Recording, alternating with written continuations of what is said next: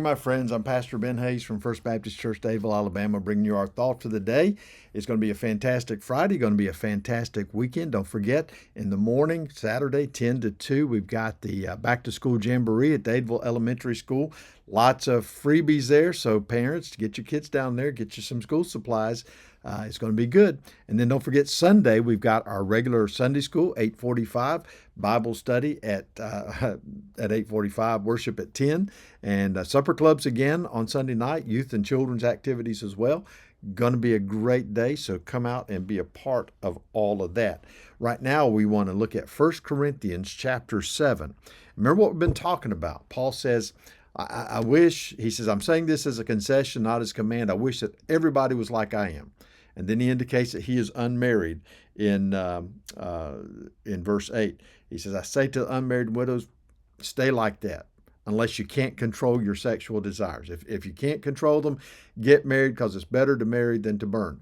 But understand, he says, good thing to be celibate, good thing to be unmarried, because then you can focus everything on the work of the kingdom rather than having to take time for family. Now, family's good.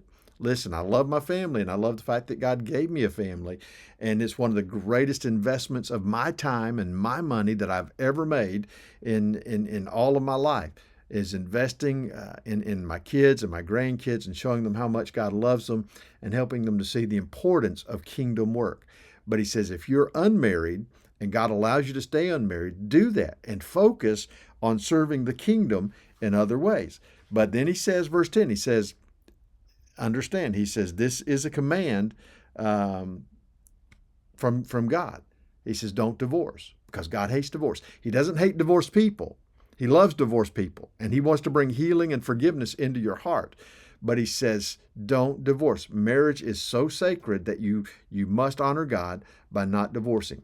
I mentioned yesterday, in a dangerous situation, step outside of that. Get away from that. Be safe. You don't have to divorce. Just remove yourself from the danger, and hopefully God can work in that situation to draw them back to faith. But then look at what he says in verse 12. He says, but to the rest, I, not the Lord, say. Again, this is Paul saying. He says, I don't have clear direction from God on this, but this is what I believe. And quite frankly, I think that he's exactly right. I teach this all the time. He says, if any brother has a wife who does not believe, and by the way, if any sister has a husband who does not believe, and she is willing to live with him, let him not divorce her.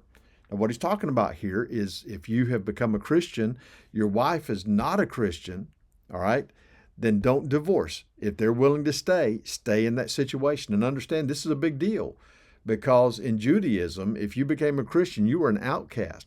And a lot of times spouses would say, I'm not going to have anything to do with that.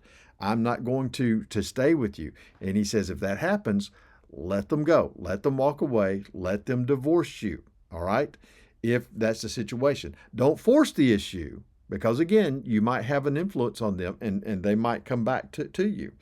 But he says, don't push them out, all right?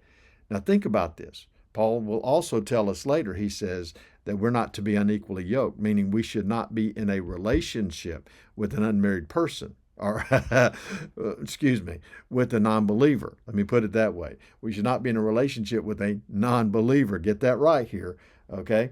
If they're not Christians, we should not be in a dating relationship. We should not be in a marriage relationship. We should not be in a business relationship, okay? Because he says, do not be unequally yoked in any of those events. Our goal is that they would come to Christ first, and then we can enter that relationship.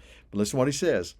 Verse 13, a woman who has a husband who does not believe, if he is willing to live with her, let her not divorce him. For the unbelieving husband is sanctified by the wife, and the unbelieving wife is sanctified by the husband.